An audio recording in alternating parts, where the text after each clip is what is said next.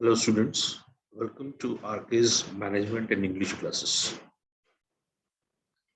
Today we'll start with a new paper that is related with management, and the paper is Business Ethics and CSR. This is particularly I had taken this paper because this paper is in the curriculum of both the MBA and BBA students. And it is a very important subject. It is very important paper to be studied. So we'll just have a basic outlook and overview of what exactly business ethics and CSR is. I'll be dealing the subject in two sections. The first will be the business ethics. What is the concept of business ethics? And the second section I will be dealing with the CSR. CSR, that is the corporate social responsibilities. So what exactly is the concept of business ethics? You can just see the slide. So it is written that ethics is concerned with the discipline of the right and wrong conduct of individuals. That is the broader sense of business ethics. That is why I had capitalized the right and wrong word, so that you can understand the differentiation between what is right and what is wrong is the overall concept of the ethics. I am talking about the ethics first, then we will come to the business ethics. And if you go to the second section, it is written, more especially in modern times, problems in business are more often concerned with terms such as fair price, right product, and proper quality. Now, this is the ethical aspect which is related with the business, particularly in the business transaction. When we talk about, when we purchase anything, when we buy anything or when we are in habit of using any product, we think about these three important areas: whether I am getting the product at the right price, whether I am getting the right product or not, or whether the quality of the product is proper or improper. Then we move on to the next section, which tells that ethical issues in business often arise, leading to dilemmas, paradoxes, and baffling situations. If we don't get the things as per our expectation, as per what we pay for the product, then we come to these three instances, that is the dilemmas, paradoxes, and baffling situations. So it is quite necessary to understand the ethical principles that pervade the human being, that rule or that guide, that drive the human being, that use as the driving force for the human being. And since these things are quite important in our life, the things which you had discussed earlier are quite important in our life when we talk about the corporate organizations. What are the ethical aspects that the corporate sector should adopt while dealing with any kind of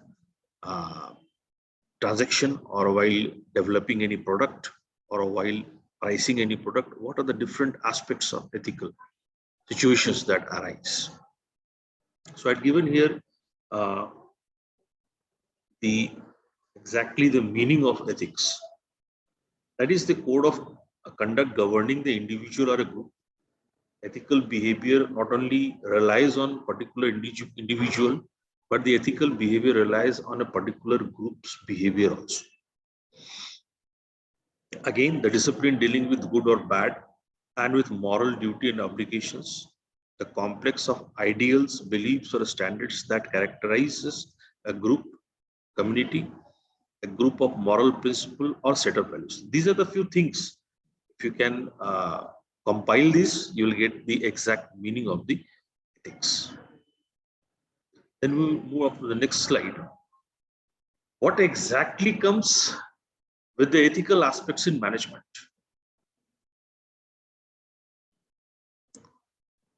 Management is basically concerned with any organization we are working, is basically concerned with our professional life when we are engaged in our professional life.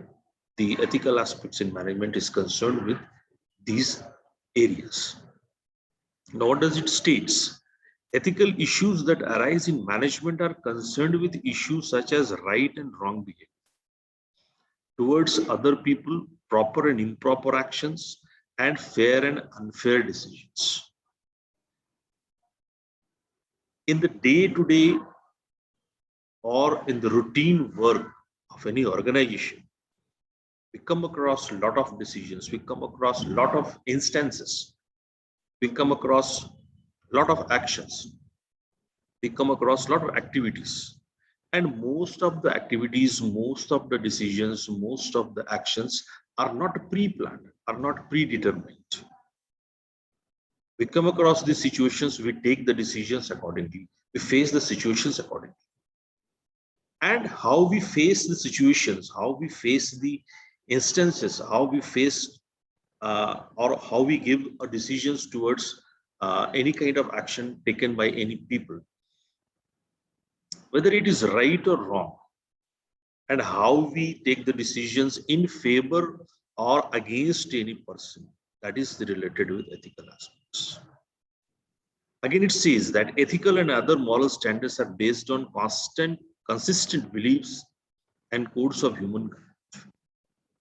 Further, these issues extend far beyond the commonly discussed problems of bribery, collusion, forgery, impersonation, theft, and reaching into many areas such as marketing policies, capital investment, corporate mergers, and acquisitions. Now, what does it states here? It states that the ethical aspects is not only related with very common problems of bribery or forgery or impersonation or theft or corruption, what we see. Ethical aspects goes beyond something, these areas. And it is not limited. Like say, when we are making any marketing policies, or we suppose we are going for any corporate purchase, or suppose we are committing something in our advertisement, how far we rely on what we say, that suggests the ethical aspects of the organization. And it's again states that various groups that are involved in businesses, that is managers at different levels, having various functions, workers at different levels, different skills, having different backgrounds, suppliers of different materials, distributors of different products, creditors of different types, stakeholders of different holdings. These are all in combinations. They are an obligation to one another group. And ethical problems bring about conflicts between an organization's economic performance as measured by revenues, cost, and profit, and social performance stated in the terms of obligations to person both within and outside the organizations. The ethical problems does not remain within the organization. If the ethical problems are badly, or suppose the organization is badly affected by unethical aspects or unethical behavior of the people inside the organization, the result will be something very opposite. It will affect the external environment of the organization. Now, what are the factors that affect the business ethics? There are certain things that I had discussed here. Leadership is one of the most important things, because the business leaders mostly interact with the customers, suppliers, employees, finances, managers. So if you have a very effective interaction, the success of the business score is going to be higher. And the second is the strategy and performance. Strategy is how you plan the things, how systematically you plan the things. And ethics is closely related with what all the strategies that you are going to implement for the organization. And what it states here that an ideal strategy should not be limited to generating revenue. It should take into account the ethical values engendered by the proposed decisions, whatever the decisions the organization is going to take, should not be limited to revenue generation. It should be something beyond the revenue generation. It is something going for the favor of the overall stakeholders who are associated with you. It is going to have a very positive effect for the external environment and the internal environment where the organization is working. That is why in this third section I had come with environment. Ethics is also influenced by the type of environment in which the business organization is situated. How you work, what kind of environment that is feasible for you. And there is a paper in management also that is called the business environment. So if you want to go through an in-depth analysis of overall business environment, you have to go through the paper. I'll be dealing with paper also. But something I had taken from the paper, that is the aspects of environment, aspects of business environment. And we have generally two environment, that is your external and internal environment. Most of the students must have studied this paper. Okay, now what does the internal environment refers? Internal environment refers to all the aspects like vision, mission, power, structure, and other related matters. Internal environment means that is within the environment of the organization, within the framework of the organization where we are working.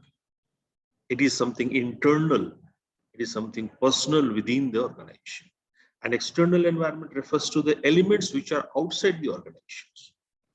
Internal environment, since it is the reach of the organization, since it is within the organization, that is why it can be controlled by the organization.